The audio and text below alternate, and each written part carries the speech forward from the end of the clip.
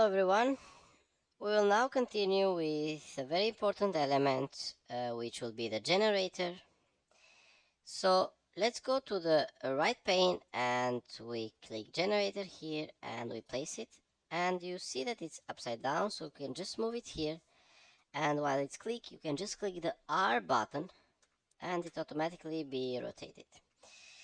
So I'll have to emphasize the fact that we will just model the generator. We'll see how we can model what we can model here, but the most completed model it will be when we have a dynamic simulation, and we will now just load the basic of the generator for I say just for a normal load flow. So let's double click, and you see that it has more details here that we will see them now one by one.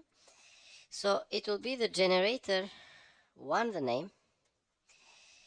The bus that will connect it will be another bus because we'll need to insert another transformer before we begin the load flow, and the service will be in, of course. And also, as generator can serve also as the grid, because we know that every house, every neighbor, every city is connected to some huge generators that can be water, can be PV, can be wind. So generator always can act as electrical grid. So we'll go now, since we have one swing generator here, we cannot have two or more just for the sake of calculations, and we'll go for the voltage control, and this generator will control the voltage of where he's connected.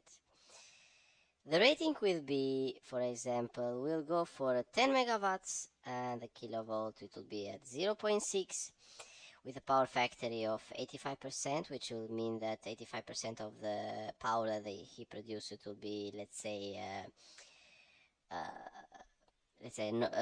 measurable and countable power, so the good power that we want. So it will automatically means that 10 by 0.85 it will give you that value here, which will be the total power, because the rest of the power, the 50%, goes for the losses and for the reactive power. And here we have the efficiency.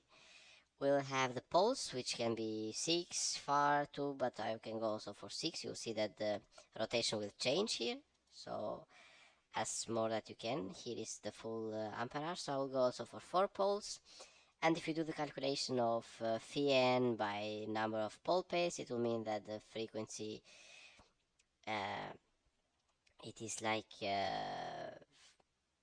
50 hertz a rotation, and it will give this this kind of RPM.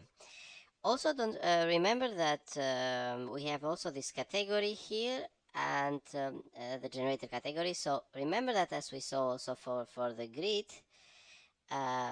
we can insert different types of voltage and power. So for example, if we have let's say for the normal operation we'll have 10 megawatts, and for the emergency we'll have to have 7. So if we are calculating our winter load, we'll need to have 10 again, or something like this. And this is how you can model for different type of cases here. And as we say here, this is the end synchronous machine, which is the 60, and the frequency, which is like by pole pairs, which is 3000, by pole pairs, which is 4 by 2, which is 2, and it will give 3000 by 2, which will be 1500 RPM. So the formula is 60 multiplied by frequency by pole pairs, and which is pole per phase. The capability we can choose here to be calculated or user defined. If we just calculate it here, you can go by percentage or by MVR. So we'll go for a default one, and if you want, for example, to input some more, so for example, user defined says that it will be 6.5. You see that this moves here, and minus for example 6.5 here, and it will move a little bit, but I will go for the calculated, which is 6.2. And the P minimum, it can go, for example, to, let's say, to 2, and you see that this moves here between between this diagram here. So this is the PQ chart. So it says that for this amount of active power, I'll produce this reactive power. So always go for the calculated one, and if you have some values later you can put. So the model will be, we can input based on the, if we have a data sheet, but I will go for the equivalent ones. You have transient, sub-transient values, and for the equivalent I will go for the typical data, so there's automatically be calculated based on the rating here and based on the info that we have inputted.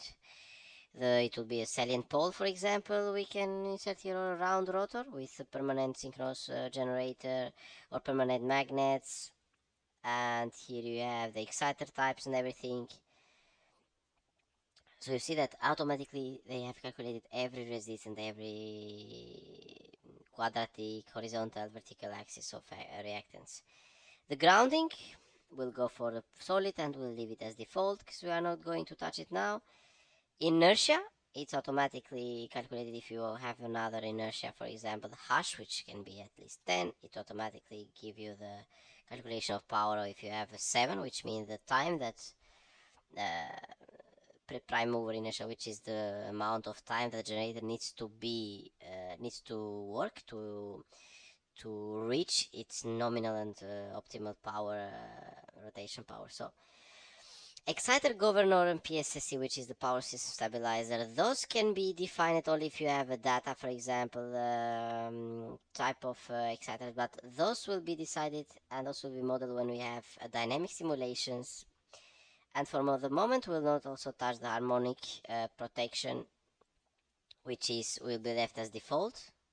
So if you have a reference for protections that you say if the generator passes voltage, I want to be disconnected. Reliability also will be touched, and then those are some more details that are not related to power system, like the fuel cost. So if you want to, for example, you want to insert some more data to see how much this generator or a motor spends or costs, but those are mostly